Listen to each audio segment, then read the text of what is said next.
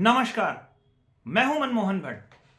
बहुत कम ऐसे साल होते हैं जो जनता को जगा कर जाते हैं, सरकारों को जगा कर जाते हैं। बहुत कम ऐसे वर्ष होते हैं जब कोई ऐतिहासिक फैसला लिया जाता है। 2023 एक बार फिर से करीबन 20-25 साल बाद उत्तराखंड को जगाने में कामयाब हो गया। उत्तराखंड में मजबूत भू कानून बने, उत्तराखंड में मूल निवासियों को प्राथमिकता मिले।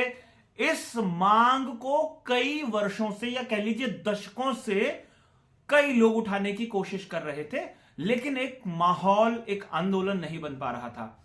2023 भी लगभग बीत ही रहा था। अचानक से एक कॉल हुआ और तमाम लोग उत्तराखंड के दूर दराज के हिस्सों से देहरादून पहुंच गए। चंडीगढ़ से, दिल्ली से और दूसरे आसपास के शहरों में भी उत्तराखंड मूल के जो लोग बसे हुए हैं वो भी अपना समर्थन आंदोलन को देने के लिए पहुंच गए।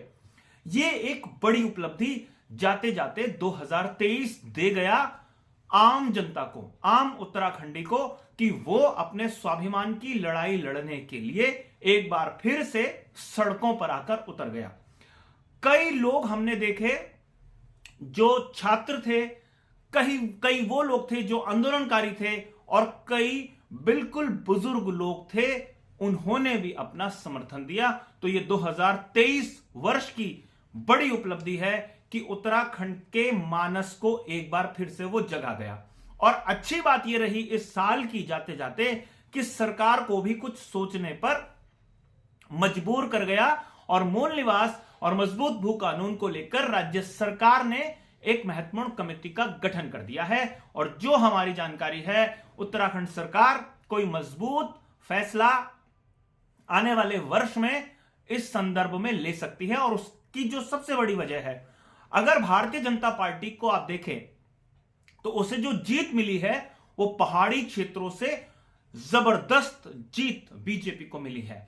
और जो उत्तराखंड सरकार है वो इस बात को मान रही है कि जिस जनता ने हमें जिताया है, इतना बड़ा मैंडेट दिया है, उसकी भावनाओं का आदर करना चाहिए और आदर करना पड़ेगा, क्योंकि यही वो जनता है जो अपने नेताओं को सिर माथे पर बैठाती है, चुनाव जिताकर भेजती है, चाहे वो विधानसभा है और वो चाहे संसद है। तो आने वाले वर्ष में 2023 ने जो बुनियाद रखी है उसका असर दिखाई दे सकता है। अपनी बात समाप्त करूं उससे पहले तमाम दर्शकों को मेरी तरफ से नव वर्ष की हार्दिक मंगल कामनाएं। मैं प्रभु से प्रार्थना करता हूं कि आने वाला वर्ष आप सभी के लिए मंगलकारी हो। नमस्कार।